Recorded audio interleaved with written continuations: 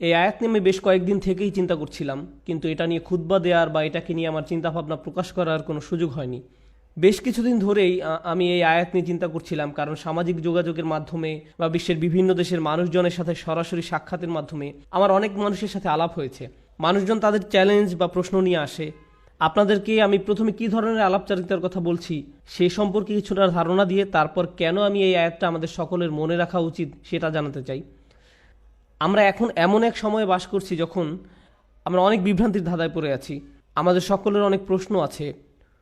উদাহরণস্বরূপ, মানুষ অনেক কঠিন পরীক্ষার মধ্য দিয়ে যাচ্ছে তাদের ব্যক্তিগত জীবনে।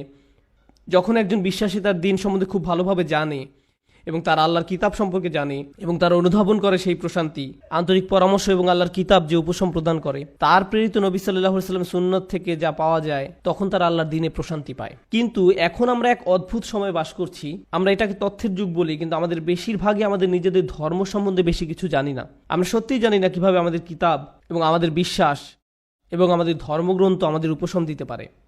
এটা কিভাবে আমাদের কঠিন সময় সাহায্য করতে পারে। যখন এমনটা ঘটে তখন আমরা শয়তানের সহজ শিকারে পরিণত হই।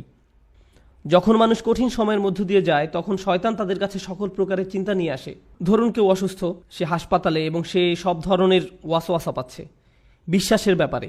কদরকে নিয়ে প্রশ্নের মুখোমুখি হচ্ছে। মানুষ চাকরি হারিয়ে ফেললে, বিয়েটা সুখকর না হলে, লেখাপড়ার ক্ষেত্রে মুশকিল দেখা দিলে, আপনি যে সমস্যার মধ্যে দিয়ে যান না কেন, বা স্বাস্থ্য সংক্রান্ত কিছু হতে পারে, এমন ক্ষেত্রে প্রশ্ন করতে শুরু করা খুব সহজ। আল্লাহ কি আদৌ আমাকে ভালোবাসেন? তিনি কেন আমার সাথে এমন আচরণ করছেন? আমার কি দোষ ছিল যে আমি এই সমস্যায় পড়ব? আমি এত দোয়া করলাম, আল্লাহ তাতে সাড়া দিলেন না, সে কোনো পরোয়াই করলেন না।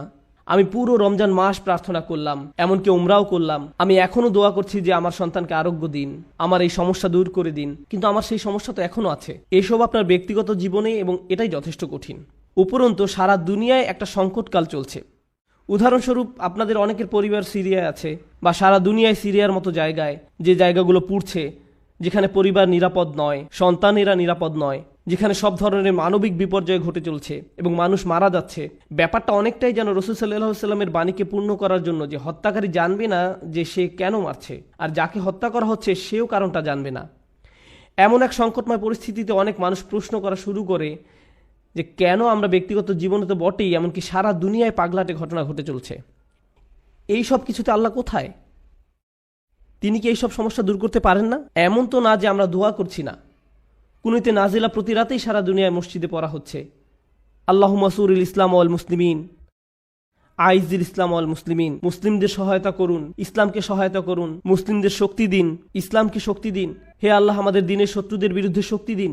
মনে হচ্ছে যে শত্রুরা দিন দিন আরো শক্তিশালী হচ্ছে আর বেশি বেশি করে রক্তপাত ঘটাচ্ছে।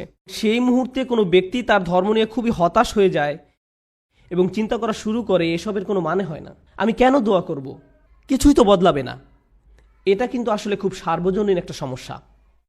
এই সমস্যার ফলাফলস্বরূপ কিছু জিনিস ঘটে। কিছু মানুষ দোয়া করাই বন্ধ করে দেয়। শুধু দোয়াই নয়, এমনকি তারা নামাজ পড়াও বন্ধ করে দেয়, পরোয়া করে না। নামাজকে আল্লাহ এভাবে বর্ণনা করেছেন যে এটা একটা সুরক্ষা, এটা একটা সুরক্ষা। ইন্না সালাতা তানহা আনিল ফাহশাই ওয়াল মুনকার। নামাজ আপনাকে সব ধরনের লজ্জাহীনতা, অশ্লীল আচরণ এবং সব ধরনের ক্ষতি থেকে রক্ষা করে, সব ধরনের ক্ষতি থেকে রক্ষা করে। সুতরাং আল্লাহ যখন এমনটা বলেন এবং কোনো ব্যক্তি নামাজ ত্যাগ করে, তখন তারা আসলে সরাসরি শয়তানের শিকারে পরিণত হয়, সব ধরনের খারাপ কাজ করে যাবে এবং যে করছে সে বুঝতেও পারবে না যে সে কেন এই কাজটা করছে।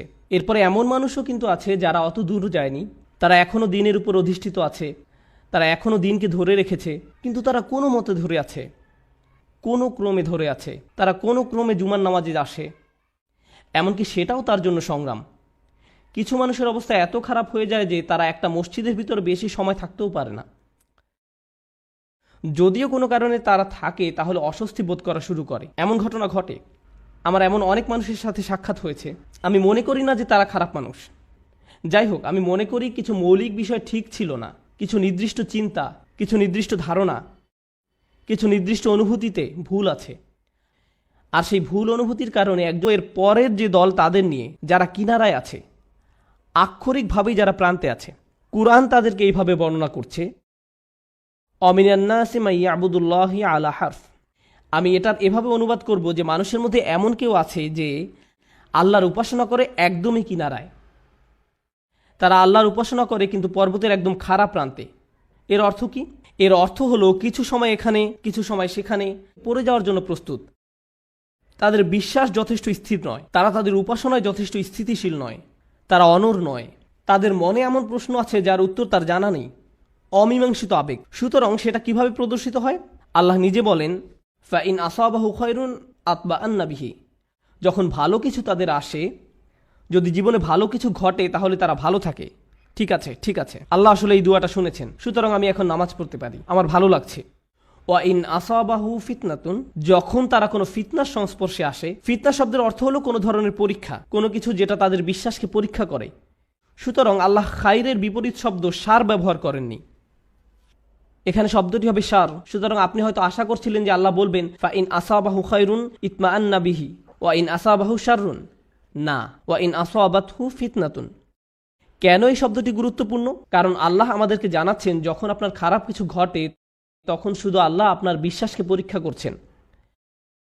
আল্লাহ শুধু দেখতে চান আপনি কি বিশ্বাস করেন এক আল্লাহকে যে আপনাকে তখনও ভালোবাসেন, যিনি তখনও আপনাকে গুরুত্ব দেন, তখনও তিনি আর রহমান, তখনও তিনি আর রাজেক, তিনি তখনও আপনার সব কিছুর যোগান দিয়ে যাচ্ছেন, আপনার যত্ন নিয়ে যাচ্ছেন, যদিও আপনি তা দেখতে পান না, যদিও আপনার মনে হচ্ছে যেন আপনার সামনে সমস্যার স্তূপ।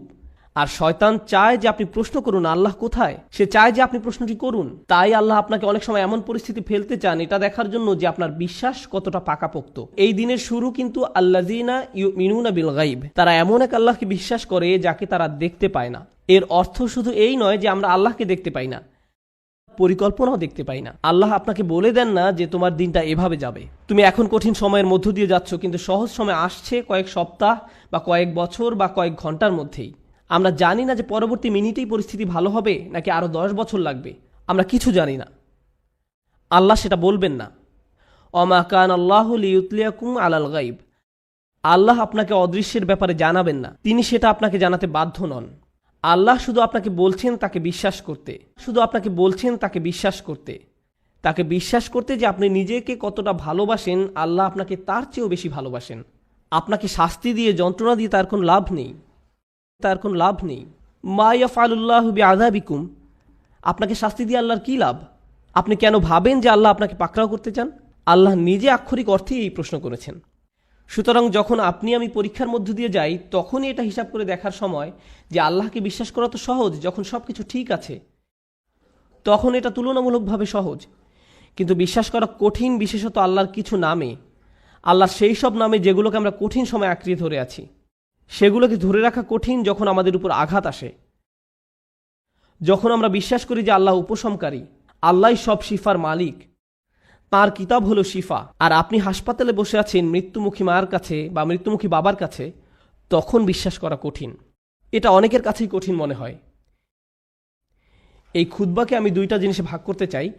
একটা হলো দোয়া বিষয়ে আমাদের চিন্তাভাবনা সংশোধন করা। পবিত্র কুরআনের অধিকাংশ দোয়াতে, নবী সাল্লাল্লাহু আলাইহি সাল্লামের সুন্নতের অধিকাংশ দোয়াতে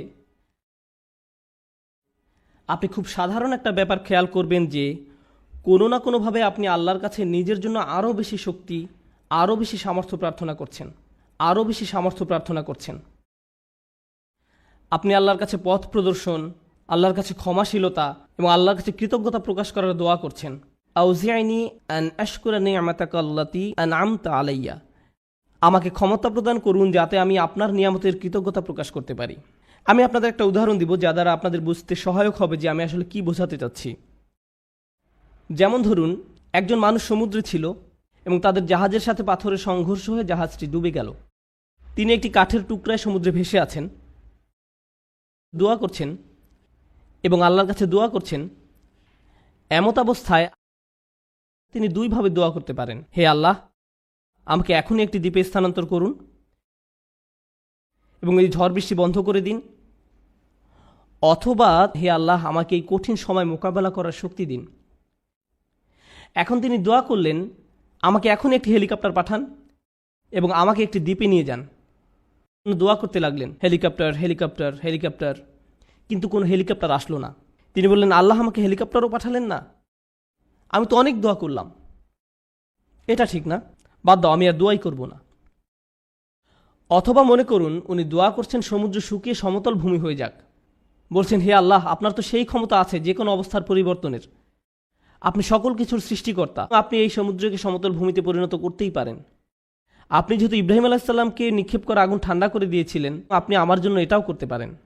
কিন্তু তারপরও সেটা ভূমিতে পরিণত হয় না, সমুদ্রই থেকে যায় এবং লোকটা ধীরে ধীরে ডুবে যাচ্ছেন। আমি যে বিষয়টা বলতে চাচ্ছি, আমরা মনে করি দুয়ার উদ্দেশ্য হলো আমাদের পারিপার্শ্বিক বাস্তবতা পরিবর্তন করা। কিন্তু যদি আপনি কুরআন এবং সুন্নাহর দোয়াগুলো অধ্যয়ন করে থাকেন, তবে আপনি খেয়াল করে দেখবেন যে পরিবর্তন আপনি যা চাইবেন তা একান্তই নিজের জন্য। হে আল্লাহ, আমি একটা কঠিন সময়ের মধ্যে দিয়ে যাচ্ছি, এটা কাটিয়ে ওঠার সক্ষমতা দান করুন। কিছু পরীক্ষার্থী একটা সাধারণ পরীক্ষা দিবে, তখন তারা দুই ধরনের দোয়া করতে পারে। একটি হলো, হে আল্লাহ, আমাকে এই বিষয়টি বুঝে নেওয়ার ক্ষমতা দিন, মনোযোগী করুন। আমাকে এমন ক্ষমতা দিন যেন পরীক্ষা দেওয়ার সময় আমি ঘাবড়িয়ে না যাই, অলসতা যেন আমাকে গ্রাস না করে। এভাবে নিজের জন্য দোয়া করা। অথবা তারা এভাবে বলতে পারেন, ইয়া আল্লাহ, আমি জানি এটা একটা মেডিকেল পরীক্ষা, কিন্তু আপনি এটাকে ক্লাস 2 এর অঙ্কর পরীক্ষার মতো সহজ করে দিন, যেন আমার এই সমস্যাই না থাকে। আপনি হয়তো বাস্তবতা বদলাবার জন্য দোয়া করতে পারেন, অথবা নিজের সক্ষমতা বৃদ্ধির জন্য দোয়া করতে পারেন।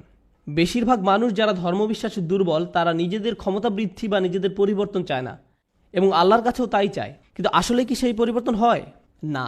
এবং যখন পরিবর্তন হয় না, তখন তারা আল্লাহকে দোষারোপ করে। কেন আপনি আমার পৃথিবীকে পরিবর্তন করেননি? কেন আপনি সবকিছুকে আমার জন্য সহজ করে দেননি? আপনি যদি চান বাস্তবতা আপনার পক্ষে থাকবে, তাহলে আপনাকে সত্যিকারভাবে শিখতে হবে কিভাবে আল্লাহর কাছে সমর্পিত হতে হয়। এমন নয় যে যখন কিছু প্রয়োজন, কোনো সমস্যা, তখনই আল্লাহর কাছে সাহায্য চান, বরং আপনি আল্লাহর কাছে সব সময় আসবেন। আপনাকে সব সময় তার কাছে সমর্পিত হতে হবে। এভাবে এই মনোভাবের উন্নতি হবে, এবং এমন একটি সময় আসবে যখন বাস্তবতা আমাদের কাছে আত্মসমর্পণ করবে। আর সেই সময় হলো যখন আমরা আল্লাহর সাথে মিলিত হব। লাহুম মা ইয়াশাউন। আমরা যা চাই তা সবই আমরা পাবো। সমস্যা হলো আমরা সবাই এই মুহূর্তে চাই। আল্লাহ বলছেন, আমি তোমাদের সবই দিব, কিন্তু এখন তোমরা কিছু ভালো অভিজ্ঞতা অর্জন করবে এবং কিছুটা পরীক্ষায় পড়বে। আর একমাত্র যে কারণে তিনি আমাদের পরীক্ষায় উপনীত করেন তা হলো তিনি চান আমরা যেন উত্তীর্ণ হই এবং জান্নাতের জন্য যোগ্যতা অর্জন করি, কারণ এই কষ্টকর যাত্রা আমাদেরকে তাঁর সান্নিধ্যে নিয়ে আসবে। পরবর্তী প্রসঙ্গে আসতে পারি, যাতে করে এই আয়াত শেষ করতে পারি। প্রতিবন্ধকতার উদ্দেশ্য। আমরা আমাদের জীবনে কিছু জিনিস চাই। একজন যুবক হয়তো বিয়ে করতে ইচ্ছুক, বা একজন যুবতী বিয়ে করতে ইচ্ছুক। আপনি একটা ভালো চাকরি বা বাড়ি চান। আপনি চান আপনার পরিবার ভালো থাকুক। আপনি সন্তানদের ভালোভাবে লালন পালন করতে চান, তাদের জন্য ভালো শিক্ষা, তাদের ভালো বিয়ে দিতে চান। আমাদের জীবনে বিভিন্ন জিনিসের অগ্রাধিকার রয়েছে। এমন জিনিস যা আপনি চাচ্ছেন গত মাস থেকে, আপনি বিভিন্ন জিনিস এই জীবনে অর্জন করতে চান। আল্লাহ তার কিতাবে আমাদের শিক্ষা দেন যে এমন একটা জিনিস আছে, তা যদি তোমরা অর্জন করতে পারো, সেটা হবে তোমাদের জীবনের সবচেয়ে বড় অর্জন। সব ঠিক হয়ে যাবে যদি তোমরা এই জিনিস পাও, এবং সেই জিনিস হলো আল্লাহর নিকটবর্তী হওয়া, আল্লাহর সাথে ভালো সম্পর্ক তৈরি করা, তাঁর সাথে সত্যিকারের সম্পর্ক ও বন্ধন তৈরি করা। কিন্তু সমস্যা হলো, যখন জীবন সত্যি ভালো থাকে, তখন তারা পথভ্রষ্ট হয়ে পড়ে। আপনি তখন ভিডিও গেম থেকে শুরু করে চলচ্চিত্র, তা থেকে সোশ্যাল মিডিয়ার হালচাল, তা থেকে রেস্টুরেন্টে বন্ধুবান্ধবদের সাথে ঘোরাঘুরি, দিন শেষে ঘুমিয়ে পড়েন। আল্লাহকে ভুলে যান, আল্লাহকে মনে রাখেন না, ভুলে যান। এরপর যখন কঠিন সময় আসে, তখন বন্ধুরা আর সাথে থাকে না, খেলাধুলা ভালো লাগে না, গাড়িটাও ভালো লাগে না, কারণ স্বাস্থ্য নষ্ট হয়ে গিয়েছে। আর যখন শরীর অসুস্থ হয়ে পড়ে, কোনো কিছুই আর ভালো লাগে না। খালি তখন মনে হয় যে আমি কখন হাসপাতালের থেকে ছাড়া পাবো। ইস, আমি যদি আবার হাঁটতে পারতাম। মানুষজন আপনার পছন্দের খাবার আনবে, আপনি খেতে যাচ্ছেন না। আপনার পছন্দের মুভি দেখাবে, আপনি দেখতে চান না। আপনি সারাক্ষণ যেসব বিষয়ে মেতে থাকতেন, একটার পর একটার পিছে ছুটে বেড়াতেন, আজ আর কিছুই ভাল লাগে না। কোনো কিছুর প্রতি আজ আপনার কোনো আগ্রহ নেই, কারণ আল্লাহর একটি রহমত আপনার জন্য কিছুটা কমে গিয়েছে। এমত অবস্থায় আপনার জন্য দুইটা উপায় রয়েছে। আপনি যদি এমন মানুষ হন যাদের অবস্থান বিশ্বাসের একেবারে প্রান্ত সীমায়, আপনি আল্লাহকে দোষ দেওয়া শুরু করতে পারেন, আপনি কেন আমাকে এই বিপদে ফেললেন। অথবা এই বিপদের সময় আপনি আমাদের জীবনের সবচেয়ে শ্রেষ্ঠ সম্পত্তি অর্জন করতে পারি, আর সেটা হলো বিনম্রতা এবং আল্লাহর অধিক নিকটবর্তী হওয়া। এভাবে আত্মোপলব্ধি করা যে যখন আমি সুস্থ এবং সম্পদশালী ছিলাম, সব কিছু ঠিক ছিল, তখন আমি বুঝতে পারিনি যে তখন একজন আমাকে সব কিছু প্রদান করে যাচ্ছিলেন। আল্লাহ আমাকে প্রতি মুহূর্তে যোগান দিয়েছিলেন।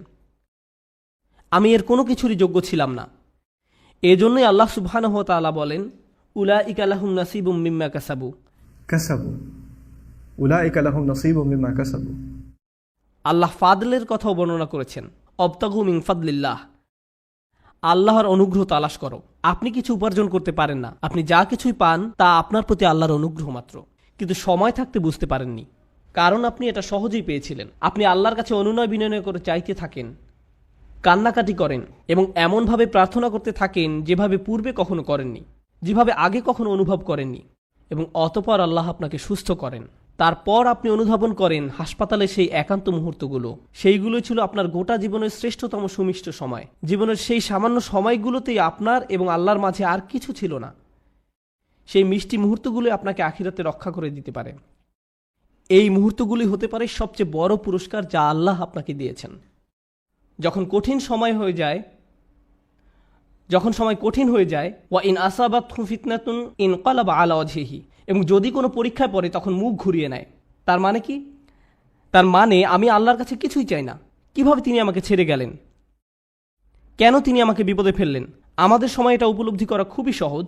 আমরা অস্বাভাবিক এক ভোগবাদী সমাজে বসবাস করি, যেখানে সব কিছু সহজলভ্য এবং দ্রুত লাভ করা যায়। বিনোদন পেতে চান? ফোনে একটা অ্যাপ খুললেই হবে।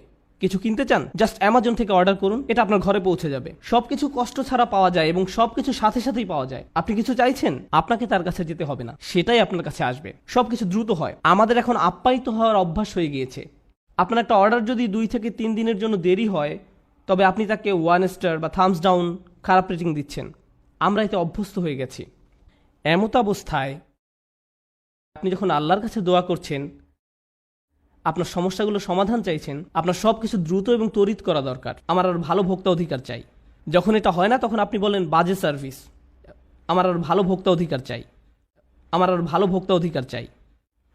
আপনার ভাবখানা তখন এমন হয়ে যায় যে আমি আল্লাহর কাছে আর কিছুই চাইব না, কোনো অর্ডার দিব না। আপনি এখন ক্রেতার মতো সুবিধা পেতে চান, আর আপনি আল্লাহর কাছ থেকে মুখ ফিরিয়ে নেন এবং বলেন তিনি আমার কথা শুনছেন না, আমার সমস্যার সমাধান করছেন না। বুঝতে চেষ্টা করুন যে সবার জন্য আল্লাহর পরিকল্পনা রয়েছে। 2টো উদাহরণ দিচ্ছি। ইয়াকুব আলাইসাল্লামের ক্ষেত্রে দেখুন, তিনি তার ছেলে ইউসুফ আলাইসাল্লামকে হারিয়ে ফেলেন।